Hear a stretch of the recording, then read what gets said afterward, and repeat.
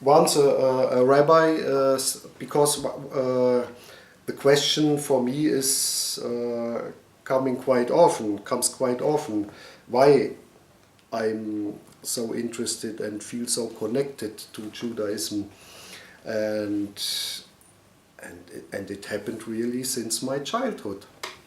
And why? And it started before all feelings of being guilty or for whatever my grandparents did.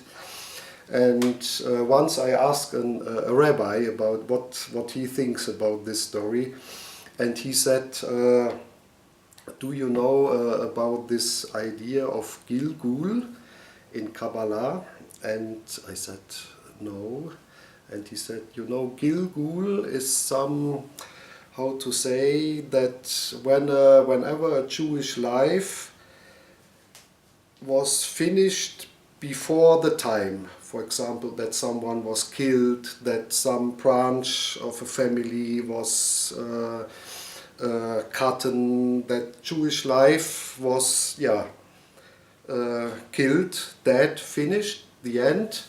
Then there's a small, how to say, sparkle of a soul wandering around. It can take the years, the decades, and searching for some open and where this sparkle can enter, and then it continues.